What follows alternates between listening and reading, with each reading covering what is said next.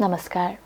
शिक्षा विकासको आधार हो र आजको भातगाउँ विशेषमा हामी शैक्षिक वार्ता गर्नेछौँ र यसको लागि आज पाहुनाको रूपमा म शकुन्तलाको साथमा चाहिँ बागेश्वरी कलेजका प्राचार्य धनकुमार श्रेष्ठ हुनुहुन्छ र बागेश्वरी कलेज भन्ने बित्तिकै भक्तपुर जिल्लाको मात्रै नभएर देशकै नमुना कलेजको रूपमा अहिले परिचय बनाउन सफल भएको छ, जुन कलेज 2064 सालमा चाहिँ स्थापित भएको हो भने यस कलेजमा त्रिभुवन विश्वविद्यालय अन्तर्गत रहेर विभिन्न शैक्षिक कार्यक्रमहरू चाहिँ सञ्चालित रहेका छन् र यसै विषयमा साथै अहिले वर्तमान परिप्रेक्ष्यमा के कस्ता शैक्षिक रणनीतिहरू बनाउनु भएको छ, कसरी चाहिँ शिक्षालाई अगाडि लाने र शिक्षाको ज्योति विद्यार्थी समक्ष फैलाउनको लागि चाहिँ के कस्ता कदमहरू चालिरहनु भएको छ, के कस्ता कार्यक्रमहरू चाहिँ सञ्चालित छन्, यसै विषयमा आज हामी छलफल गर्नेछौँ र आजको श्रृङ्खलामा उहाँलाई पनि स्वागत गरौँ। धनकुमार सर, हजुरलाई कार्यक्रममा स्वागत छ। धन्यवाद। नमस्कार सबैलाई। हजुर, भर्खरै मैले समाचार पढेअनुसार बागेश्वरी कलेजमा 9 सभा सम्पन्न भयो भन्ने खबर प्राप्त गरेको छु। खासमा यो सभा के हो र कसरी अभ्यास भइरहेको छ, त्यो चर्चा गरिदिनुहोस् न। धन्यवाद प्रश्नको लागि। चाहिँ बागेश्वरी कलेजले हालसालै मात्रै कलेजको कलेज सभा सम्पन्न गरेको छ। कलेज सभा भन्ने बित्तिकै बागेश्वरी कलेजको सर्वोच्च अङ्गको रूपमा हामीले यसलाई राखेका छौँ। हाम्रो विधानमा त्यो कुरालाई स्पष्ट रूपमा हामीले मेन्सन गरेका छौँ र यो सभाको काम चाहिँ बागेश्वरी कलेजका व्यवस्थापन समितिको गठन फर्मेसनमा रोल प्ले गर्ने, त्यस्तै व्यवस्थापन समितिलाई आवश्यक विभिन्न प्रकारका मार्गनिर्देशनहरू गर्ने, सुझावहरू दिने, सँगसँगै कलेजले निर्माण गर्ने विभिन्न प्रकारका नीतिहरूलाई पारित गर्ने, आर्थिक प्रतिवेदनलाई पारित गर्ने, त्यस्तै गरिकन कलेजको प्रगति प्रतिवेदनलाई पारित गर्ने, अनुमोदन गर्ने, साथसाथै कलेजको समग्र शैक्षिक आर्थिक प्रगतिको निमित्त, भौतिक प्रगतिको निमित्त विभिन्न प्रकारका उचित सुझावहरू दिने एउटा बडीको रूपमा चाहिँ रहेको छ।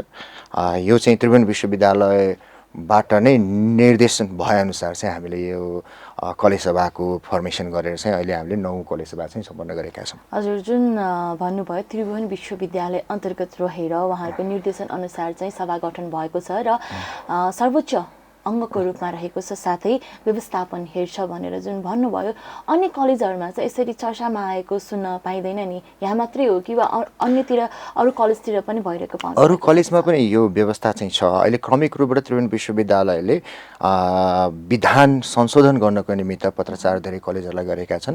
क्रमिक रूपबाट अरू कलेजहरूले पनि यो क्रमलाई चाहिँ अगाडि बढाउँदै लगेको अहिले देखिन्छ। हजुर, कलेजका टिचर, अभिभावक नै यस सभाको, यस अङ्गको जुन हुन्छ नि पात्रहरू रहनुहुन्छ कि वा अन्य निकायबाट चाहिँ आउनुहुन्छ के छ? हामीले चाहिँ कलेज सभा गठन गर्दाखेरि व्यवस्थापन समितिका पदाधिकारीहरू, कलेज स्थापना गर्नको लागि योगदान दिने बेलाका सरम्यामहरू, त्यस्तै गरिकन सामाजिक रूपमा, शैक्षिक रूपमा योगदान दिने विभिन्न व्यक्तित्वहरू, त्यस्तै गरिकन अभिभावक, विद्यार्थी, शिक्षक अनि समाज, स्थानीय जनप्रतिनिधिहरू, त्यस्तै कलेज रहेको क्षेत्रको निर्वाचित प्रदेशका प्रदेश सभासद पनि यसका सदस्य हुनुहुन्छ। साथसाथै अरू सामाजिक रूपबाट, शैक्षिक रूपबाट योगदान दिने विभिन्न व्यक्तिहरू, त्यस्तै कर्मचारीहरू सबैलाई समेटेर यो कलेज सभा चाहिँ हामीले गठन गरेका छौँ। हाम्रो कलेज सामुदायिक कलेज भएको हुनाले समुदायमा प्रत्यक्ष रूपमा रहेर कलेजको वृत्ति विकासमा योगदान दिन सक्ने अथवा शैक्षिक क्षेत्रको प्रगतिमा चाख राख्ने व्यक्तित्वहरूलाई पनि हामीले कलेज सभाका सदस्यको रूपमा चाहिँ हामीले निम्त्याउने गर्छौँ। हजुर, कति सदस्यको सभा हो र अहिले प्रमुख को हुनुहुन्छ? अहिले कलेज सभामा 63 जना हाम्रा कलेज सभाका सदस्यहरू हुनुहुन्छ। यसमा चाहिँ हाम्रो व्यवस्थापन समितिका अध्यक्ष नै कलेज सभाको अध्यक्षको रूपमा चाहिँ कार्य गर्नुहुन्छ। हजुर, 9औं सभा सम्पन्न भएको छ र 9औं सभाले चाहिँ के कस्ता नीतिहरू तय गरेको छ त? 9 कलेज सभाले विशेष गरी 4वटा प्रस्तावलाई अनुमोदन गरेको छ। सर्वप्रथम कलेज व्यवस्थापन समितिको पुनर्गठन गरेको छ कलेज सभाले। साथसाथै कलेजले 2021देखि लिएर 25सम्मको स्ट्राटेजिजहरू हामीले 2015मा बनाएका थियौँ 5 इयर्स प्लान 2020मा त्यो कम्प्लिट भयो त्यस पछाडि नयाँ स्ट्राटेजी फर्मुलेसनको निमित्त कलेजले होमवर्क गरेको थियो त्यसलाई अनुमोदन गर्ने काम कलेज सभाले गरेको छ त्यस्तै आर्थिक प्रतिवेदन हामीले ट्रान्सपरेन्सीको निमित्त हाम्रो कलेजमा एनुअली हुने जति पनि ट्रान्ज्याक्सनहरू छन् ती ट्रान्ज्याक्सनलाई रिफ्लेक्ट गर्ने गरिकन हामीले आर्थिक प्रतिवेदन बनाउँछौँ त्यसलाई पनि हामीले कलेज सभाबाट अनुमोदन गराएका छौँ साथसाथै कलेजले वर्षभरि गरेका प्रगतिका गतिविधिहरूलाई समेटेर एउटा हाम्रो वार्षिक प्रगति प्रतिवेदन हामीले तयारी गर्छौँ त्यसलाई पनि कलेज सभाले चाहिँ अनुमोदन गरेको छ यी 4वटा प्रस्तावलाई चाहिँ यसपालि कलेज सभाले अनुमोदन गरेका छन् जुन भन्नुभयो नयाँ व्यवस्थापन कमिटी चाहिँ गठन भएको छ भने कति कार्यकालको रहन्छ यो कार्यकाल व्यवस्थापन समितिको 3 वर्षको कार्यकाल रहन्छ हजुर किन चाहिँ दोहोर्याउनु पर्यो फेरि पुनर्गठन गरेर फेरि सोही कार्य समितिहरूलाई चाहिँ दोहोर्याउनु भएको छ अहिले रहेको व्यवस्थापन समितिको अथक प्रयासको परिणामस्वरूप 2064 सालमा स्थापना भएको 76 जना विद्यार्थीबाट हामीले सुरु गरेको कलेज अहिले आएर हाम्रो झनै 1000 जनाको हाराहारीमा विद्यार्थी पुगेका छन् तथ्याङ्क त हाम्रो 994 जना विद्यार्थी रहेका छन् भर्नाक्रम जारी छ र विद्यार्थी भर्नाक्रम अहिले बढिरहेकै अवस्था छ साथसाथै हामीले गुणस्तरको आधारमा भौतिक पूर्वाधारको आधारमा त्यस्तै गरिकन पास रेट हाम्रो राम्रो छ यो सबै यो व्यवस्थापन समितिको अथक प्रयासकै परिणामले गर्दा भएको हो त्यही कारणले गर्दाखेरि उहाँहरूको उचित मार्गनिर्देशन उचित व्यवस्थापन उचित सुझावको कारणले गर्दा भएको हुनाले यो व्यवस्थापन समितिले निरन्तरता पाउनुपर्छ भन्ने हामीलाई लाग्यो सोही अनुरूप नै यो गठन भएको हजुर जुन हजुरले भन्नुभयो कि 76 जना विद्यार्थीबाट सुरु गरेको कलेजमा अहिले 1000 को हाराहारीमा विद्यार्थीहरू पुगिसकेका छन् कुन कुन विषयवस्तु चाहिँ पठन पाठन भइरहेको छ के कस्ता कार्यक्रम चाहिँ सञ्चालित छन् त अहिले हाम्रो ब्याचलरमा 2टा प्रोग्राम छ BBS BABSW भनेको त्यस्तै गरिकन मास्टर्समा हामीसँग 2टा प्रोग्राम छ MA सोसियोलोजी र MBS भनेर हाम्रो 2टा क्लास चाहिँ छ मास्टर्सका प्रोग्रामहरू हाम्रो सेमेस्टर बेज हो र ब्याचलरका प्रोग्राम चाहिँ एनुअल बेज हो 4 इयर्सको प्रोग्राम चाहिँ हो हजुर काठमाडौँ उपत्यकामा एउटा राम्रो शैक्षिक संस्थाहरू रहेको जिल्ला भनेर भक्तपुरलाई चिनिन्छ त्यसमध्ये एउटा कलेज बागेश्वरी कलेज पनि पर्दछ र यहाँ जिल्लाका मात्रै नभएर छिमेकी जिल्लाबाट पनि विद्यार्थीहरू आउने गर्दछन् छिमेकी जिल्लाका विद्यार्थीहरूले बागेश्वरी कलेजलाई नै छान्नुको कारण चाहिँ के छ होला बताइदिनुहोस् न हस् धन्यवाद पहिला सुरुमा तपाईलाई जानकारी गरौँ अहिले हामीसँग 49 जिल्लाका विद्यार्थीहरू हामी कहाँ अध्ययनरत छन् हामीले तथ्याङ्क हालसालै निकालेर हामीले अद्यावधि गर्ने गर्छौँ कुन कुन जिल्लाबाट कति कति विद्यार्थी आएका छन् कुन कुन अवस्थाका विद्यार्थीहरू आएका छन् भनेर हामीले तथ्याङ्क सङ्कलन गर्छौँ हाम्रो एउटा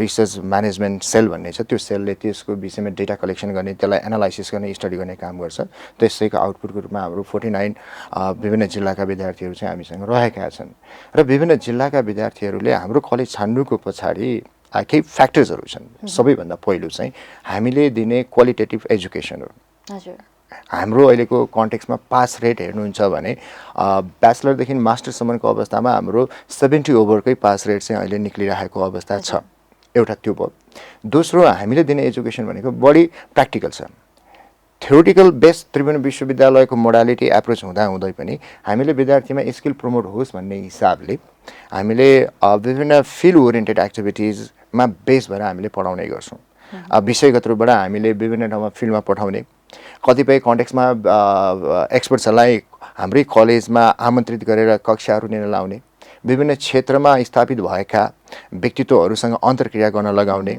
विद्यार्थीहरूलाई रिसर्चको अझ कन्सेप्ट बढी डिपली प्रमोट होस् भन्ने हिसाबले उनीहरूलाई प्राइमरी रिसर्चमा इन्भल्भ गराउने विभिन्न ठाउँमा हुने सेमिनार वर्कसप जस्ता गतिविधिमा हाम्रा विद्यार्थीहरूलाई सम्मिलित गराउने त्यसका अतिरिक्त हाम्रा फ्याकल्टीहरू धेरै हदसम्म चाहिँ फ्रेन्डली हुनुहुन्छ फ्यामिलियल हुनुहुन्छ विद्यार्थीहरूसँग एउटा परिवारका सदस्य जसरी विद्यार्थीहरूलाई ट्रिट गर्ने आवश्यक परेको कन्टेक्स्टमा उनीहरूलाई काउन्सिलिङ गर्ने विभिन्न ठाउँमा अपर्च्युनिटिजहरू आयो भने त्यो ठाउँमा रेकमेन्ड गर्ने जस्ता गतिविधि अहिले हाम्रो कलेजले गरिरहेको हुनाले सायद त्यसैबाट प्रभावित भएर विभिन्न जिल्लाका विद्यार्थीहरूले बागेश्वरी कलेजलाई छानेको हुनुपर्छ भन्ने चाहिँ हाम्रो बुझाइ छ हजुर पक्कै पनि जुन हजुरले भन्नुभयो थ्योरिटिकल भन्दा पनि प्र्याक्टिकल बेसमा चाहिँ हाम्रो कार्यक्रमहरू सञ्चालित छन् भनेर र अहिलेको अवस्थामा शिक्षालाई श्रमसँग र श्रमलाई सिपसँग र सिपलाई चाहिँ समृद्धिसँग जोड्ने गरेको अवस्थामा कसरी चाहिँ शैक्षिक कार्यक्रमहरू सञ्चालित छन् त?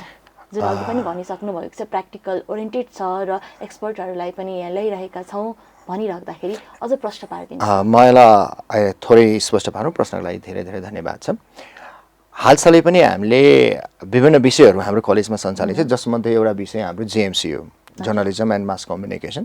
अहिले हामीले हाम्रो विद्यार्थीहरूको राइटिङ स्किल प्रमोसन गर्नको निमित्त, विशेष गरी जर्नलिजमसँग रिलेटेड विद्यार्थीहरूलाई उनीहरूको स्किल प्रमोट गर्नको निमित्त हामीले बागेश्वरी पत्रिका हाम्रै कलेजको आफ्नो पहलमा र विद्यार्थीहरूको आफ्नो पहलमा नियमित रूपबाट हामीले प्रकाशन गर्ने गर्छौँ, जसमा विद्यार्थीहरूले आफूले विभिन्न सेक्टरबाट कलेक्सन गरेका न्युजहरूलाई इन्क्लुड गरेर त्यो चाहिँ पब्लिस हुन्छ। त्यसका अतिरिक्त विद्यार्थीहरूमा कम्युनिकेसन स्किल प्रमोट होस् भन्ने हिसाबले अहिले हामीले 1 महिनाको सेमिनार हामीले सञ्चालन गरिरहेका छौँ। त्यो विशेष गरी जेएमसीका विद्यार्थीहरूले नै त्यो प्रोग्राम अर्गनाइज गर्छन्। त्यसमा उनीहरूको प्रेजेन्टर हुन्छन्, कमेन्टर हुन्छन्, अनि त्यस्तै गरिकन इन्टरेक्सन पनि हुन्छन्। अनि त्यसमा हामीले हाम्रै कलेजसँग भित्रका कतिपय फ्याकल्टीहरू आवश्यक परेको खण्डबाट बाहिरबाट पनि हामीले विभिन्न एक्सपर्टहरूलाई बोलाएर त्यो सेमिनारमा राख्छौँ र हामीले कमेन्ट गर्न लगाउँछौँ, ताकि विद्यार्थीहरूको प्रेजेन्टेसन बढी इफेक्टिभ होस्, युजफुल होस् भन्ने हिसाबले त्यो गराइरहेका छौँ। त्यति मात्र होइन, लिटरेरी एक्टिभिटिजमा इन्भल्भ भएका विद्यार्थीहरू, विशेष गरी मेजर इङ्ग्लिस त्यस्तै मेजर नेपालीका विद्यार्थीहरूको लिटरेचरप्रति उनीहरूको आस्था बढोस् होइन, त्यस्तै गरिकन राइटिङ स्किल बढोस् भनेर हामीले बाहिरबाट विभिन्न व्यक्तित्वहरू, साहित्यमा राम्रा गरेका व्यक्तित्वहरूलाई बोलाएर हामीले ओरिएन्टेसन गराउने, राइटिङका प्याकेजहरू दिने हामीले काम गर्छौँ। भानु जयन्तीमा पनि हामीले त्यस्तै गरिकन हाम्रो यता मोती जयन्तीमा पनि हामीले विभिन्न साहित्यिक क्षेत्रका व्यक्तित्वहरूलाई बोलाएर हामीले कार्यक्रमहरू अहिले नियमित रूपबाट गर्दै आइरहेका छौँ। मैले यतापट्टि ह्युम्यानिटिजतर्फको कुरा गरेँ, आरडीका विद्यार्थीहरू छन्, सोसल वर्कका विद्यार्थीहरू छन्, उनीहरूलाई फिल्डमा पठाउने सोसल वर्कका विद्यार्थीहरूलाई त कम्तीमा नै 200 घन्टा त उनले इन्टर्न गर्नैपर्छ। त्यसका अतिरिक्त हाम्रो urban camp, rural camp, winter camp, summer camp भन्ने हुन्छन्। हामीले त्यसलाई चाहिँ इयर वाइज विद्यार्थीहरूलाई त्यो क्याम्पमा पठाएर विभिन्न ठाउँमा सर्वे गर्ने, विभिन्न कम्युनिटी पिपलहरूसँग इन्टरेक्सन गर्ने होइन, क्लासमा पढेको चिज र फिल्ड कस्तो छ त्यसलाई बुझ भनेर हामीले त्यो चिजलाई चाहिँ बढी फोकस गरेर हामीले विद्यार्थीहरूलाई पढाइरहेका छौँ। म्यानेजमेन्टतर्फको कन्टेक्स्टबाट हेर्ने हो भने हामीले केही समय अगाडि मात्र एकाडेमिया इन्डस्ट्री डायलग हामीले अर्गनाइज गरेका थियौँ। त्यसमा लोकल लेभलमा इस्टाब्लिस भएका, त्यस्तै नेसनल लेभलमा इस्टाब्लिस भएका, इन्टरनेसनल लेभलमा आफ्नो एक्सेस पुर्याउनु भएका विभिन्न एन्टरप्रेनर्सहरू बोलाएका थियौँ, पोलिसी मेकर्सहरू बोलाएका थियौँ, हाम्रो फ्याकल्टीहरू हुनुहुन्थ्यो, हाम्रो विद्यार्थीहरू थिए। यी 4वटा ग्रुपको कम्बिनेसनमा हामीले डायलग गरेका थियौँ। 2 दिनको डायलग साह्रै इफेक्टिभ भयो। त्यो डायलगको आउटपुट पनि अहिले कतिपय विद्यार्थीहरू अब म जब गर्दिनँ, म सेल्फ एन्टरप्रेनरको रूपमा आउँछु भनेर केही विद्यार्थीहरूले अहिले त्यो फिल्डमा आइसकेका छन्, उनीहरू इस्टाब्लिस भइसकेका छन् होइन। अनि विभिन्न हाम्रो कर्पोरेट वर्ल्डहरू छन्, कर्पोरेट अर्गनाइजेसनहरू भनौँ, ब्याङ्क्स भनौँ, ती क्षेत्रमा पनि हामीले विद्यार्थीहरूलाई इन्टर्नसिपको लागि, ट्रेनिङसिपको लागि चाहिँ अहिले पठाउँदै आइरहेका छौँ। अझ रिसर्च स्किल प्रमोट होस् भन्ने हिसाबले त अहिले हाम्रा केही विद्यार्थीहरू प्राइमेरी रिसर्च, विशेष गरी ब्याचलर 4th इयरका विद्यार्थीहरूले अहिले प्राइमेरी रिसर्च गर्नुपर्छ भनेर क्वेसनर डेभलप गरेर फिल्डमा भिजिट गरेर डाटा कलेक्सन गरिरहेको अहिले अवस्था छ। यस दृष्टिकोणबाट हामीले खालि क्लासरुममा थ्योरिटिकल कन्सेप्टबाट मात्रै होइन, विद्यार्थीहरूमा स्किल प्रमोट हुनुपर्छ र त्यो स्किललाई प्रपरली युटिलाइज गरेर करियर प्रमोसनमा त्यसले रोल प्ले गर्नुपर्छ भन्ने हिसाबले अहिले हामीले चाहिँ गतिविधि गरिरहेका छौँ। हजुर, राम्रो कुराहरू यहाँ चर्चा गरिराख्दाखेरि नेपालको परिप्रेक्ष्यमा हामीले हेर्दाखेरि वर्षेनी बेरोजगारको सङ्ख्या वृद्धि भइरहेको छ। शिक्षा त छ उनीहरूसँग, डिग्री विभिन्न संकायको डिग्रीहरू पनि हातमा हुन्छ, तर रोजगारी हुँदैन र सिप भएका व्यक्तिहरू चाहिँ विदेश पलायन भइरहेको यस परिप्रेक्ष्यमा नेपालको शिक्षा नीतिप्रति चाहिँ तपाईँको व्यक्तिगत धारणा र कलेजको प्राचार्य भएको नाताले चाहिँ कस्तो रहेको छ, त्यो चाहिँ बताइदिनुहोस् न। शिक्षा नीतिको सन्दर्भमा कुनै पनि देशको प्रगतिमा शिक्षा र त्यो देशले लिने शिक्षा नीतिले धेरै हदसम्म चाहिँ भूमिका निर्वाह गर्दछ।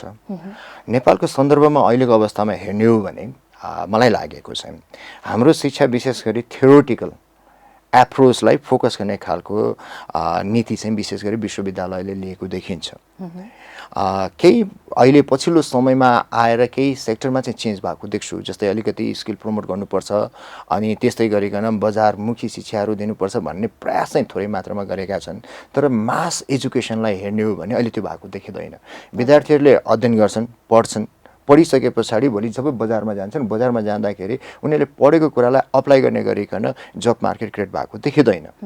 त्यसो भएको हुनाले मलाई चाहिँ लागेको अब अलिकति स्किल ओरिएन्टेड होइन, अहिलेको प्रोफेसनसँग रिलेटेड अनि त्यस्तै अलिकति टेक्निकल फिल्डमा अलिकति फोकस गर्ने खालका एजुकेसनल एप्रोचेसहरूलाई नेपाल सरकारले लिएको भए अझ योभन्दा बढी व्यवस्थित हुन्थ्यो। साथसाथै अहिले त अझ भन्ने हो भने विदेशका लागि आवश्यक पर्ने म्यान पावर तयार गर्ने दृष्टिकोणबाट चाहिँ विशेष गरी शिक्षा प्रदान भइरहेको राज्यले नै त्यसतर्फ चाहिँ अलि बढी जोड दिएको हो कि जस्तो लाग्छ। त्यो नभइकन नेपालको माटो सुहाउँदो, नेपालको परिवेश सुहाउँदो शिक्षामा अलिकति जोड दिएर हामीसँग थुप्रै चिज छ। जस्तै उदाहरणको लागि हाम्रो भक्तपुरलाई मात्रै पनि गहिरेर हेर्ने हो भने भक्तपुरको गल्ली गल्लीमा यति राम्रा सिपहरू छन् तर त्यसको प्याटर्न राइट छैन।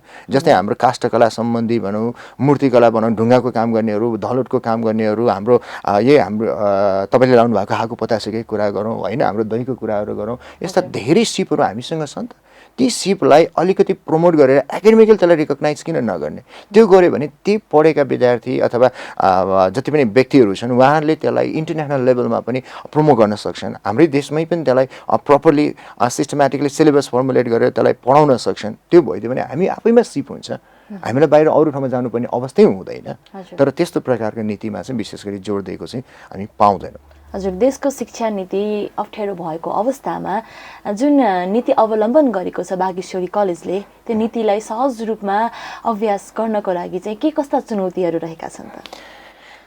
सर्वप्रथम अहिले हामीले देखेका चुनौतीहरूको सन्दर्भमा चाहिँ हामीले अहिले पनि BBS मैले अघि पनि जानकारी गराएँ, म्यानेजमेन्ट अफ ह्युम्यानिटिजको हामीले कार्यक्रम चलाउँछौँ, जुन कार्यक्रम चाहिँ टिपिकली त्रिभुवन विश्वविद्यालयले प्रिस्क्राइब गरेको कोर्सलाई नै हामीले फलो गरेर पढाउनु पर्ने हुन्छ होइन। अनि त्यो कन्टेक्समा कतिपय त्रिभुवन विश्वविद्यालय प्र्याक्टिकल गर भनेका हुँदैनन्, तथापि हामीले चाहिँ गर्ने प्रयास गरिरहेका छौँ होइन। तर हामीले परीक्षा दिँदाखेरि त्रिभुवन विश्वविद्यालयले निकालेको रुटिन अनुसार हामीले परीक्षा दिनुपर्ने, रिजल्ट कुर्नुपर्ने, अनि त्यसको टाइमली रिजल्ट पब्लिस नहुने, अनि त्यो कारणले गर्दाखेरि हामीले हाम्रा विद्यार्थीहरूलाई विभिन्न सेक्टरमा अपग्रेड गराउन खोज्दाखेरि, प्रोमो गराउन खोज्दाखेरि रिजल्ट हातमा नभएको कारणले गर्दाखेरि अगाडि बढ्न नसकेको एउटा हाम्रो चुनौती रहेको मैले देखेको छु। साथसाथै हाम्रो आफ्नो पनि आन्तरिक चुनौतीहरू छन्। जस्तै हाम्रो अहिले बागेश्वरी कलेजको सन्दर्भमा हेर्नुहुन्छ भने हामी कहाँ लगभग 77% गर्ल्स र 23% को हाराहारीमा 23% को हाराहारीमा चाहिँ हाम्रो बोइजहरू रहेका छन्। र गर्ल्सहरूको सङ्ख्या बढी भएको र भएका बोइजहरू पनि विदेश पलायन गर्नुपर्ने अवस्था र गर्ल्सहरूको पनि अहिले विभिन्न बेबारीको कारणले गर्दाखेरि पढाइलाई ड्रप गर्ने अवस्था रहेको छ, जसले गर्दाखेरि हाम्रो ओभरअल ड्रप आउट रेसियो चाहिँ अलिकति छन्। त्यो ड्रप आउट रेसियोलाई अलिकति मिनिमाइज गर्नेतर्फ पनि हामीले ध्यान दिनुपर्ने एउटा अवस्था रहेको छ। चुनौतीको रूपमा हामीलाई त्यो पनि छ। हाम्रो उद्देश्य के भन्दाखेरि कुनै पनि विद्यार्थी शैक्षिक संस्थामा जोइन भइसके पछाडि पढाइ छोड्नु नपरोस्, उसले कम्प्लिटली आफ्नो ग्रेजुएसन कम्प्लिट गरोस् होइन, एउटा सर्टिफिकेट अथवा एउटा स्किल लिएर भोलि मार्केटमा जाओस् भन्ने हाम्रो रहेको छ। तथापि त्यति हुँदाहुँदै पनि कतिपय अवस्थामा विद्यार्थीहरूले पढाइ छोडिरहेको एउटा अवस्था चाहिँ रहेको छ। अनि त्यसका अतिरिक्त अलिकति प्रोफेसनल बेस त्यस्तै टेक्निकल बेस हामीले प्रोग्राम्सहरू सञ्चालन गर्ने हामीले चाहिरहेका छौँ। तथापि विश्वविद्यालयले चाहिँ त्यसको निमित्त अफिलिएसन अहिलेसम्म हामीलाई दिएको छैन। यो पनि एउटा चुनौतीको रूपमा चाहिँ रहेको छ।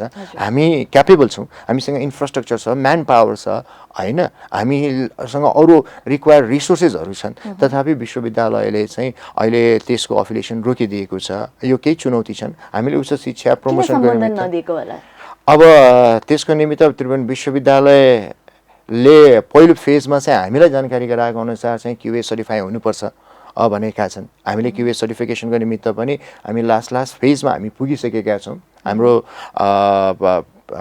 प्री भिजिट हाम्रो भइसकेको छन्। यसका विभिन्न स्टेप्सहरू हुन्छन्, ती स्टेप्सहरूमध्ये नियर टु द एन्ड हामी भन्छौँ त्यसलाई चाहिँ प्री भिजिट हाम्रो सम्पन्न भइसकेको छ। हामी अब फाइनल रिपोर्ट प्रिपरेसन गरिरहेका छौँ। त्यो सम्पन्न भइसके पछाडि QA सर्टिफाई भइसके पछाडि आउँछ हाम्रो विश्वास छ। अब त्यसमा चाहिँ त्रिभुवन विश्वविद्यालयले कस्तो नीति लिन्छ त्यो भोलिका दिनमा हेर्न बाँकी छ। यस्ता केही चुनौतीहरू चाहिँ छन् हाम्रोसँग। त्रिभुवन विश्वविद्यालय शैक्षिक संस्थाहरूको निम्ति एउटा अभिभावकको रूपमा रहेको छ। त्यसै अन्तर्गत चाहिँ विभिन्न संस्थाहरू, शैक्षिक संस्थाहरू चाहिँ सञ्चालित भइरहेको अवस्थामा त्रिभुवन विश्वविद्यालय राम्रो नीति अवलम्बन गरे चाहिँ हरेक शैक्षिक संस्थाहरूको चाहिँ विकास हुने देखिन्छ र शिक्षामा पनि गुणस्तरता आउने देखिन्छ। त्यो नभइरहेको अवस्थामा शैक्षिक संस्थाहरूले नीति तथा योजनाहरू पेश गर्दाखेरि पनि स्वीकृति नदिँदाखेरि गुनासोहरूको सुनवाई नहुँदाखेरि चाहिँ कस्तो लाग्छ हजुरलाई? दुःख लाग्छ एक हिसाबले भन्यो भने, किन भन्दाखेरि हामी पनि समाज परिवर्तन गर्नुपर्छ र समाज परिवर्तनको निमित्त शिक्षालाई जति सकिन्छ त्यति प्रभावकारी तरिकाले डेलिभर गर्नुपर्छ भन्ने हामी विश्वास राख्छौँ। बागेश्वरले त्यही विश्वास लिएको छ। शिक्षा सहज रूपमा बढीभन्दा बढी जनताको सामु पुग्नुपर्छ भन्ने हामी विश्वास राख्छौँ। त्यसअनुसार हामी डिभोटेड पनि छौँ, डेडिकेटेड पनि छौँ। अझ हाम्रो यहाँ व्यवस्थापन समिति, हाम्रा अभिभावक, हाम्रा विद्यार्थी, हाम्रा फ्याकल्टी, नन टिचिङ स्टाफहरूको डिभोसन हेर्ने हो भने बिहान 6 बजेदेखि लिएर बेलुकासम्म हामी काम गरिरहेका हुन्छौँ। निस्वार्थ तरिकाले हामी काम गरिरहेका हुन्छौँ र हामीले त्यति गरेर पनि हामीले विभिन्न प्रोग्राम चलाउनको निमित्त हामी तयार छौँ, तत्पर छौँ। हामीले सबै चिज तयार गरेका छौँ। तथापि अब त्रिभुवन विश्वविद्यालयलाई हामीले विभिन्न समयमा अनुरोध गर्दाखेरि अब उहाँहरूले दिनुभएको छैन। त्यो नदिँदाखेरि कता कता दुःख चाहिँ लाग्छ। अन्य विश्वविद्यालयहरू पनि त छ नि, त्यतातिर प्रयास नगर्नु भएको हो कि वा त्रिभुवन विश्वविद्यालय अन्तर्गत नै सञ्चालन हुनुपर्छ? हाम्रो पहिलो प्रयास चाहिँ त्रिभुवन विश्वविद्यालयबाट सञ्चालित कार्यक्रमहरू हामीले सञ्चालन गरिरहेको हुनाले त्रिभुवन विश्वविद्यालयबाट नै हामीले सम्बोधन लिएर कार्यक्रम अगाडि जान पायो भने अहिले जुन हामीले ब्याचलरमा पढाएका छौँ, मास्टर्समा पढाएका छौँ, त्यो चिज नै भोलिका एकअर्काको बिचमा टाइअप गरेर लिङ्कअप गरेर अगाडि बढाउन मिल्छ भन्ने उद्देश्यले त्रिभुवन विश्वविद्यालयको सम्बोधन लिएर अगाडि बढ्न पाए हुन्थ्यो भन्ने चाहिँ अहिले हामीले प्रयास गरिरहेका छौँ, कोसिस गरिरहेका छौँ। सायद भोलिका दिनमा त्रिभुवन विश्वविद्यालयले अब यो नीति अलिक खुकुलो बनाउला, त्यस पछाडि देला हैन। यदि त्यसो भएन भने हामीसँग अरू विश्वविद्यालय पनि छन्, हामी अरू विश्वविद्यालयको लागि पनि हामी पहल चाहिँ गर्छौँ। हामी यहीँ रोकिँदैनौँ। हजुर, जुन हजुरले भन्नुभयो शिक्षा जनता समक्ष पुग्नुपर्छ भनेर र सामुदायिक कलेज भएको नाताले तपाईले आफ्नो क्षमताले भ्याएसम्म त्यो प्रयास गरि पनि रहनु भएको छ। तर अहिलेको अवस्थामा शिक्षामा व्यवसायीकरण, व्यापारीकरण भइरहेको अवस्थामा कलेज कसरी सञ्चालित भइरहेको छ, विद्यार्थीहरूलाई चाहिँ कसरी आकर्षित गरिरहनु भएको छ? अहिलेको व्यापारिक परिप्रेक्ष्यमा जुन प्रकारको शिक्षाको गतिविधि भइरहेको छ, बागेश्वरी त्योभन्दा अलिक फरक छ मेरो आफ्नो बुझाइमा। हामीले गरिरहेको गतिविधिको आधारमा हामीले हाम्रो विधानमा स्पष्ट लेखेका छौँ, हाम्रो कलेज नाफामुखी कलेज होइन, यो सामुदायिक कलेज हो र समुदायमा बढीभन्दा बढी एप्रोच पुर्याएर शिक्षालाई सर्वसुलभ तरिकाले दिनुपर्छ भन्ने हाम्रो चाहिँ मान्यता रहेको छ। साथसाथै हाम्रो अर्को एउटा मान्यता, बागेश्वरीमा कुनै पनि विद्यार्थी आर्थिक दृष्टिकोणबाट समस्याग्रस्त छ र त्यो कारणले पढाइ छोड्नुपर्छ भन्ने मान्यता चाहिँ बागेश्वरीले राख्दैन। बागेश्वरीमा छिरिसकेपछि जुनसुकै अवस्थाको विद्यार्थी होस्, हामीले चाहिँ पढ्न पाउने वातावरण तय गरिदिनुपर्छ भन्ने हामीले लिएका छौँ। त्यही कारणले गर्दाखेरि हामीले हाम्रो कलेजमा छात्रवृत्तिको मात्रा ठुलो बनाएका छौँ। झनै 40 लाख बराबरको छात्रवृत्ति हामीले हाम्रो विद्यार्थीहरूलाई दिन्छौँ। त्यसका अतिरिक्त हाम्रा टिचिङ, नन टिचिङ बागेश्वरीभित्र रहेका सम्पूर्ण परिवारका सदस्यहरूले आफ्नो तलबबाट छात्रवृत्ति कोष, विद्यार्थी वित्तीय छात्र सहायता कोष भनेर स्थापना गरिदिएको छ।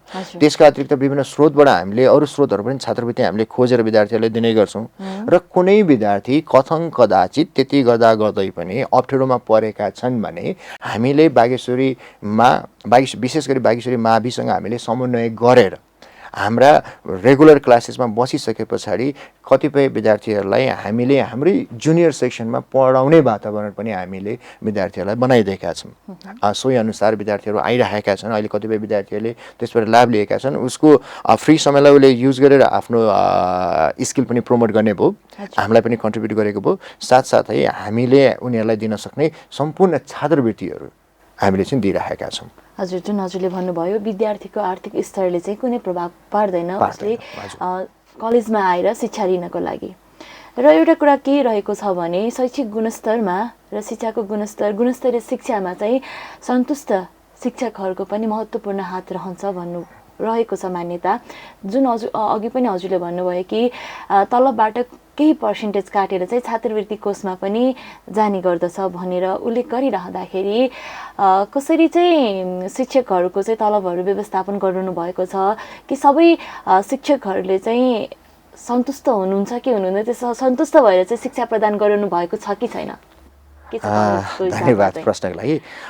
हामीले हाम्रा फ्याकल्टी चाहे त्यो टिचिङ होस् चाहे नन टिचिङ होस्, उहाँहरूलाई एउटा महत्त्वपूर्ण एसेटको रूपमा हामीले चाहिँ लिन्छौँ। उहाँहरूको सेटिस्फ्याक्सनबाट नै हामीले क्वालिटी मेन्टेन गर्न सकेको, उहाँहरूको डेडिकेसन डिभोसनबाट नै अहिले हाम्रो बागेश्वरी कलेज बागेश्वरीको रूपमा स्थापित भएको हो। सायद उहाँहरूको कन्ट्रिब्युसन नभएको भए अहिले हामी यो अवस्थामा आउने सक्थेनौँ पनि होला। व्यवस्थापनले एक तर्फबाट आफ्नो कन्ट्रिब्युसन गरिरहेका छन्, तथापि शिक्षक टिचिङ नन टिचिङ फ्याकल्टीहरूको पनि महत्त्वपूर्ण कन्ट्रिब्युसन चाहिँ रहेका छन्। र जुन कुरा अहिले छात्रवृत्तिको कन्टेक्स्टमा तपाईँले कुरा उठाउनु भयो, हाम्रा शिक्षकहरूले स्वतःस्फूर्त रूपमा हामीले नभन्दाखेरिको अवस्थामा पनि छात्रवृत्ति दिइरहेको छ। यो त अहिले हामीले सबैजना मिलेर गरौँ भन्ने हाम्रो साथीहरूको बिचमा छलफल भयो, हुन्छ भन्यो, त्यसअनुसार हामीले यो स्थापना गरेका हौँ। अझ अरू कन्टेक्स्टमा हेर्ने हो भने कतिपय अवस्थामा हामीले नभन्दै पनि विभिन्न विद्यार्थीहरूको अवस्थालाई मध्यनजर गरेर हाम्रा साथीहरूले स्फूर्त रूपमा आफ्नो पकेटबाट पनि विद्यार्थीहरूको लागि अब फी तिर्दिने, त्यस्तै पुस्तकहरू किनिदिने काम पनि अहिले गरिरहेका छन्। अब ती को साथीले गर्यो त्यो कुरा कतिपय कन्टेक्स्टमा प्राइभेसीको कुराले गर्दाखेरि हामी भन्दैनौँ होइन, तर त्यो काम चाहिँ अहिले निरन्तर रूपमा भइरहेका छन् र यो हुनुको पछाडि सायद हाम्रो साथीहरू खुसी भएरै गरेको हुनुपर्छ भन्ने चाहिँ मेरो बुझाइ छ। हजुर, कलेजमा सन्तुष्ट टिचरहरू हुनुहुन्छ, त्यसै गरेर आफ्नो लगनशीलता प्रदर्शन गर्ने, पढाइप्रति इच्छा भएको र केही गर्नुपर्छ भन्ने विद्यार्थीहरू रहेको अवस्था हजुरले चर्चा गरिसक्नु भएको छ। यही कारणले गर्दा पनि हुनसक्छ नेपालको मोडल कलेजको रूपमा चाहिँ हाम्रो बागेश्वरी कलेज चाहिँ प्रतिष्ठित हुँदै गइरहेको अवस्थामा विभिन्न प्रगतिहरूका समाचारहरू पनि सम्प्रेषण भइरहेको अवस्थामा बुदागत रूपमा भन्नुपर्दाखेरि प्रगतिको मुख्य कारणहरू चाहिँ के हुन् त्यो एकचोटि बताइदिनुहोस्। मोडलको कुरा उठाउनु भयो। अब हामी मोडल छौँ छैनौँ भन्ने कुरा हामीले भन्नुभन्दा पनि अब समाजले त्यसलाई हेर्ने हो।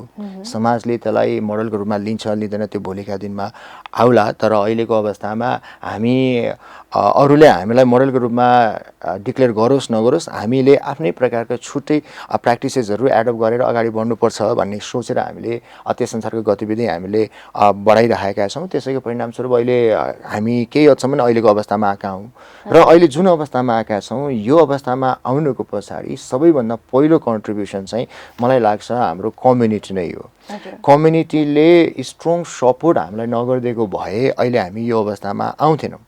दोस्रो, हाम्रो व्यवस्थापन समितिले एउटा प्रभावकारी व्यवस्थापकीय एक्टिभिटिज रिफ्लेक्ट नगरिदिनु भएको भए सायद हामीले यो अवस्थामा हामी आउनलाई अलिक गाह्रो हुन्थ्यो। त्यसका अतिरिक्त हाम्रा शिक्षकहरू, हाम्रा कर्मचारीहरू, हाम्रा विद्यार्थीहरू, अभिभावकहरू लगायत अरू थुप्रै अरू हाम्रो कलेज सभाका सदस्यहरू हुनुहुन्छ लगायत थुप्रै फ्याक्टर्सहरू छन् जुन फ्याक्टर्सले हामीलाई प्रत्यक्ष अप्रत्यक्ष रूपमा कलेज सञ्चालनमा चाहिँ हामीलाई कन्ट्रिब्युसन दिएका छन्। अब स्थानीय तहबाट पनि हामीलाई सफिसियन्ट मात्रामा हामीले सपोर्ट पाएका छौँ। बागमती प्रदेशबाट पाएका छौँ। त्यसै गरी नै त्रिभुवन विश्वविद्यालय, हाम्रो विश्वविद्यालय अनुदान आयोग लगायत विभिन्न क्षेत्रबाट हामीले रेगुलर रूपमा हामीले अब विभिन्न वेबाट हामीले चाहिँ फिडब्याकहरू पाउने, सपोर्टहरू पाउने भएकै कारणले गर्दा चाहिँ अहिले हाम्रो कलेजले यो स्थान चाहिँ हासिल गरेको जस्तो लाग्छ। अझै गर्न थुप्रो बाँकी छ। 15 वर्षको दौरानमा निकै राम्रो सफलता प्राप्त गरिसकेको अवस्था छ र शैक्षिक माफियाहरूको जगजगी रहेको अहिलेको वर्तमान परिप्रेक्ष्यमा बागेश्वरीले चाहिँ के कस्तो रणनीति चाहिँ अपनाएको छ र भावी योजनाहरू चाहिँ के छ? भावी योजनाहरूको सन्दर्भमा मैले अलिकति कुरा गरौँ। अहिले हाम्रो कलेजको भवन बन्दैछ। 5 तले भवन हामी निर्माण गर्दैछौँ। त्यसलाई हामीले 2 चरणमा हामीले निर्माण कार्य सुरु गरेका हौँ। पहिलो चरणको निर्माण कार्य हाम्रो 2 तला सम्पन्न भएर अहिले हामी दोस्रो चरणको निर्माण कार्य हामीले थालनी गरिरहेका छौँ। बाँकी हामी 3 तला कम्प्लिट गर्नुपर्छ भन्ने अहिले त्यसको प्रोग्राम बनेर काम पनि सुरुवात भइसकेको छ। यो कम्प्लिट गर्नुपर्ने एउटा हाम्रो जिम्मेवारी छ। दोस्रो, मैले भावी योजना अन्तर्गत कुरा राखेँ। दोस्रो चाहिँ हामीले अहिले पछिल्लो समयमा जुन जनरल एजुकेसन हामीले दिइरहेका छौँ त्यो सफिसियन्ट छैन। त्यसका अतिरिक्त विद्यार्थीहरूको चाहना, अभिभावकहरूको चाहना अनुसार हामीले प्रोफेसनल र टेक्निकल प्रोग्राम्सहरू पनि रन गर्नुपर्छ। त्यसको निमित्त हाम्रो पूर्वाधार, हाम्रो जनशक्ति तयारीका साथसाथै अन्य हामीले विभिन्न फ्याक्टर्सहरू होला, त्यसलाई हामीले प्रिपेयर गर्नुपर्छ भने त्यसको हामीले त्यस सन्दर्भमा हामीले होमवर्क गरिरहेका छौँ। तेस्रो, अहिले हाम्रो सबैभन्दा ठुलो चुनौतीको रूपमै पनि भनौँ, त्यो चुनौतीलाई सल्भ गर्नको लागि हामीले अप्नाइरहेको एप्रोच पनि भनौँ त्यसलाई, हाम्रो स्पेस म्यानेजमेन्ट हो। अहिले हामी कहाँ विद्यार्थीको सङ्ख्या निकै बढिरहेको छ। त्यो बढिरहेको हुनाले हाम्रो स्पेस म्यानेजमेन्ट गर्नुपर्ने एउटा हाम्रो बाध्यता छ। त्यो बाध्यतालाई ट्याकल गर्नको निमित्त हामीले पाएक पर्ने ठाउँमा हामीले जग्गा खरिद गर्ने भनेर हामी अहिले त्यो लागिरहेका छौँ। हामी जग्गाको खोजीमा पनि छौँ। सँगसँगै अहिले हाम्रो पछिल्लो समयमा हामीले नेसनल इन्टरनेसनल लेभलमा सेटअप भएका कलेजेसहरू, एकाडेमिक इन्स्टिट्युसन्सहरू अथवा युनिभर्सिटीसँग हामीले लिङ्कअप सेटअप गरेर हाम्रो एक्सपिरियन्सेसहरू, गुड प्र्याक्टिसेसहरू सेयर गर्नुपर्छ भन्ने पनि हाम्रो भावी योजना रहेको छ। हामीले कतिपय कन्टेक्समा हामीले एप्रोचलाई त फलो गरिसकेका छौँ होइन, तथापि हाम्रो एरिया चाहिँ अलि बढी फराकिलो होस् भन्ने चाहेका छौँ। साथसाथै अहिले हाम्रो विभिन्न फाइनेन्सियल इन्स्टिट्युसन्सहरू भनौँ, ब्याङ्क्सहरू भनौँ होइन, होटल्सहरू भनौँ, एकाडेमिक इन्स्टिट्युसन्सहरू भनौँ, सोसल अर्गनाइजेसन्सहरू भनौँ, ती संस्थाहरूसँग पनि कोलाबोरेट गरेर हाम्रा विद्यार्थीहरूको लागि इन्टर्नसिपको, स्कलरसिपको, ट्रेनिसिपको, इम्प्लोइमेन्ट अपर्च्युनिटिजहरू क्रिएट गर्नको लागि अगाडि बढ्नुपर्छ। त्यसको निमित्त हामीले च्यानलहरू डेभलप गर्नुपर्छ भन्ने पनि हाम्रो योजना रहेको छ। हामीले अहिले भावी योजनाको रूपमा चाहिँ हामीले गरिरहेको गतिविधि चाहिँ यी हुन्। हजुर, अन्तिममा एउटा प्रश्न जोड्न चाहन्छु। जस्तो राजनेताहरूको अहिले एजुकेसन राम्रो छैन भनिरहेको अवस्थामा र राजनीतिले चाहिँ हरेक क्षेत्रलाई प्रभावित पारिरहेको अवस्थामा सामुदायिक कलेज भएको नाताले विद्यार्थीहरूमा राजनीतिक चेतना चाहिँ कतिको विकास भइरहेको छ वा राजनीतिबाट चाहिँ अलग्गै रहेका छन्? होइन, राजनीतिबाट त कोही व्यक्ति अलग रहन सक्दैन। राजनीति बुझ्नुको अर्थ राज्य, देश, मेरो समाज, मेरो परिवार सबैलाई बुझ्ने एउटा आधार हो र विद्यार्थीहरूको निमित्त यो अति आवश्यक नै म देख्छु। र हाम्रा कलेजको विद्यार्थीको हकमा हेर्नुहुन्छ भने विद्यार्थीहरू राजनीतिक रूपबाट हाम्रो विद्यार्थीहरू सचेत नै छन्। देशमा भइरहेका कतिपय राजनीतिक गतिविधिको विषयमा विद्यार्थीहरू जानकार छन्। उनीहरूको बिचमा अन्तर्क्रियात्मक गतिविधिहरू पनि उनीहरू भइरहेका हुन्छन्। अझ हाम्रो पोलिटिकल साइन्स अन्तर्गतका विद्यार्थीहरूले त यो विषयलाई चनाखोरो भएर अध्ययन गर्ने अनि त्यस्तै गरिकन कलेजमै पनि कतिपय कार्यक्रमहरू गर्दै आइरहेका छन् होइन। र देशमा आवश्यक परेको खण्डमा कतिपय अवस्थामा उनीहरू वार्निङ गर्नको लागि पनि, सडकमा आउनको लागि पनि हाम्रो विद्यार्थीहरू तयार छन्, गइरहेका पनि छन्। एमसिसीको अहिलेको कन्टेक्समा हेरौँ, हिजोको दिनमा एमसिसी विरोध गर्नको लागि हाम्रो कलेजबाट पनि हाम्रो विद्यार्थीहरू सहभागी भएका थिए। अरू विभिन्न यस्तै प्रकारका गतिविधिहरूमा पनि अब विद्यार्थीहरू सचेत भएर हामीले भनेर होइन, स्वतःस्फूर्त रूपमा हाम्रो लागि, हाम्रो देशको लागि आवश्यक छ, त्यसको निमित्त हामी जानुपर्छ भन्ने विद्यार्थीहरूमा त्यो भावना भएको कारणले गर्दाखेरि विद्यार्थीहरू स्वतःस्फूर्त रूपमा अहिले गइरहेका छन्। प्रश्न किन जोड्यो भन्दाखेरि हरेक विद्यार्थीहरूलाई चाहिँ अभिभावकले कि त डक्टर बन्नुपर्छ, कि त इन्जिनियर, कि राम्रो पेसा अपनाउनुपर्छ वा विदेशमा गएर चाहिँ उच्च शिक्षा लिनुपर्छ भन्छ। तर कसैले पनि राम्रो नेता बन्नुपर्छ भनेर चाहिँ अभिप्रेरित गरेको हुँदैन। तपाईँको कलेजमा हजुरले पनि अब विभिन्न विद्यार्थीहरूको चाहिँ अभिभावकत्व ग्रहण गरिरहनु भएको अवस्थामा चाहिँ कोही विद्यार्थीले म नेता बन्छु, म प्रधानमन्त्री बन्छु भनेर त्यस्तो उद्देश्य लिएको पाउनु भएको छ कि छैन? केही विद्यार्थीहरूमा चाहिँ त्यो छ। हाम्रा विद्यार्थीहरूले अहिले भन्छन् देशको अहिले जुन बिग्रदो राजनीतिक परिवेश छ त्यसलाई सुधार्नको निमित्त युवा पुस्ता आउनुपर्छ। हाम्रो जस्तो जेनेरेसनले अहिले बुझेनन् भने कहिले बुझ्ने होइन। अहिलेको अवस्थामै हाम्रो देशलाई अगाडि बढाउने हो भने भोलि हाम्रो भविष्य के होला भन्ने विद्यार्थीहरूमा चाहिँ चिन्ता भएको हामी देख्छौँ। अहिले पनि कतिपय कार्यक्रममा हाम्रा विद्यार्थीहरू भन्छन् म भोलिका लागि एउटा सफल राजनीतिकै रूपमा आउँछु, म प्रधानमन्त्री बनाउला या यो बनाउला, त्यो आफ्नो ठाउँमा होला। तर विद्यार्थीले भोलि देश बनाउनु छ भने हामीहरू जस्तो युवा पुस्ता राजनीतिमा आउनुपर्छ र हामीले देशलाई सही बाटोमा दोहोऱ्याउनुपर्छ, बुझ्नुपर्छ भन्ने कुरा चाहिँ अहिले विद्यार्थीबाट सुनिन्छ, भइरहेको पनि छ, गरिरहेका पनि छन् विद्यार्थी। हजुर दर्शकबिन, आज हामीले बागेश्वरी कलेजको विषयमा कुराकानी गरिरहेका छौँ र अहिलेसम्म चाहिँ हामीले विभिन्न विषयवस्तुमा चर्चा गरिसकेका छौँ। जस्तो कि कति विद्यार्थीहरू चाहिँ बागेश्वरी कलेजमा आइरहेका छन्, कहाँबाट चाहिँ आइरहेका छन् र बागेश्वरी कलेजका विद्यार्थीहरूले चाहिँ राजनीतिमा चासो दिइरहेका छन् कि छैनन् भन्ने विषयमा चाहिँ उहाँले कुरा गरिसक्नु भएको छ। र अहिलेको अवस्थामा बागेश्वरी कलेजलाई चाहिँ विद्यार्थीहरूले सम्झनै पर्ने र जस्तो अविस्मरणीय क्षणहरूको बारेमा बताउनु पर्दाखेरि चाहिँ के रहेको छ त्यो चाहिँ बताइदिनुहोस्। बागेश्वरी कलेजको अविस्मरणीय क्षण अझ सम्झना लायक हाम्रो केही घटनाहरू केही उपलब्धिहरू हामीसँग छन्। जस्तै हामीले 2072 सालमा बागेश्वरी कलेजबाट सङ्गीता बुद्धाचार्य बहिनीले सामुदायिक कलेजहरूमध्ये उत्कृष्ट नतिजा हासिल गरेको कारणले गर्दा पब्लिक क्याम्पस सङ्घले देशैभरि रहेका जति पनि सामुदायिक कलेजहरू छन् त्यसमध्ये उत्कृष्ट नतिजा हासिल गरेको एक हिसाबले भनौँ सामुदायिक कलेजहरूमा नेपाल टप गरेको भन्ने त्यो उपलब्धि हासिल गरेको हुनाले पब्लिक क्याम्पस सङ्घले पोखरामा एउटा कार्यक्रम देशव्यापी कार्यक्रम गरेर एउटा वृहत कार्यक्रम गरेर भनौँ अझ वृहत कार्यक्रम गरेर सम्मानसहित कदरपत्र पुरस्कार दिएको हामीले सम्झिनुपर्छ। दोस्रो विश्वविद्यालय अनुदान आयोगले हाम्रो कलेजलाई शैक्षिक हाम्रो जुन उत्तीर्ण दर छ उत्तीर्ण दरलाई निकै हदसम्म बढाएको हुनाले एउटा प्रगतिको कन्टेक्स्टमा निकै ठुलो अचिभमेन्ट हो भन्ने उहाँहरूले सोचेर हामीलाई चाहिँ 76 लाखको देशमै सबैभन्दा बढी रहेका जति पनि शैक्षिक संस्थाहरू छन् कलेजहरू छन् ती कलेजहरूमध्ये उत्तीर्ण दर बढाएको कलेज भनेर हामीलाई चाहिँ प्रथम पुरस्कार स्वरूप 76 लाखको चाहिँ हामीलाई एउटा पुरस्कार हामीलाई दिएको थियो। यो पनि हाम्रो लागि सम्झना लायक हाम्रो उपलब्धिको रूपमा हामी लिन्छौँ।